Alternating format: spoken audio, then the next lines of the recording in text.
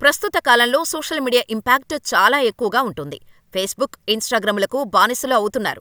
ఇలా సోషల్ మీడియాలో ఏర్పడే పరిచయాలు ఎక్కువవుతున్నాయి. ఇలాంటి స్నేహాలు చివరకు ప్రేమగా మారుతున్నాయి. భర్త మంచివాడై అత్తింటివారు సరిగ్గా చూసుకుంటే పరవాలేదు. లేదంటే ఆ అమ్మాయి జీవితం నరకమే. అలాగే ఓ ఇద్దరు ఫేస్‌బుక్ ద్వారా పరిచయమై ప్రేమించుకున్నారు. పెద్దలను ఒప్పించి పెళ్లి చేసుకున్నారు. పెళ్లి తర్వాత భార్యను అమ్మ దగ్గర వదిలి కువైట్‌కు వెళ్లాడు. వెళ్లిన కొన్ని రోజులకే భార్య గురించి ఓ వార్త విని షాకయ్యాడు. ఏపీలోని అన్నమయ్య జిల్లా పీలేరులోని వాల్మీకిపురం గ్రామానికి చెందిన వసీం, అర్షియాలకు ఫేస్‌బుక్‌లో పరిచయం ఏర్పడింది. రోజూ చాట్ చేయటం, ఒకరి గురించి ఒకరు తెలుసుకోవటంతో వీరి ప్రేమ పెళ్లి వరకు వెళ్ళింది. ఇరు కుటుంబాల్లోని పెద్దలను ఒప్పించి వివాహం చేసుకున్నారు. అయితే వసీం ఎప్పట్నుంచో కువైట్లో జాబ్ కోసం చూస్తున్నాడు. అయితే అర్షియాతో పెళ్లైన తర్వాత కువైట్లో వసీంకి ఆఫర్ వచ్చింది. దీంతో అర్షియాను పెళ్లి చేసుకున్న నెలన్నరకే వసీం కువైట్‌కు వెళ్లాడు.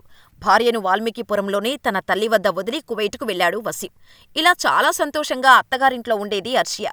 కొంతకాలానికి అర్షియాను వేధించటం మొదలుపెట్టింది అత్తగారు. దీంతో నా పరిస్థితి ఇలా ఉంది అని భర్త వసీంకు ఫోన్ చేసినప్పుడు చెప్పింది.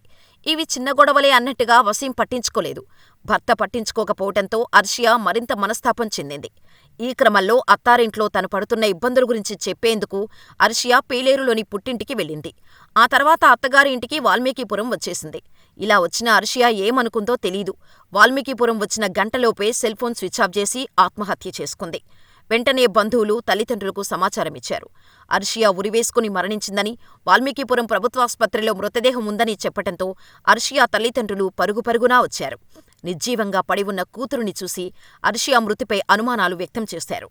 అత్తారింటివారే హత్య చేసి ఆత్మహత్యగా చిత్రీకరిస్తున్నారని అర్షియా తల్లిదండ్రులు పోలీసులకు ఫిర్యాదు చేశారు.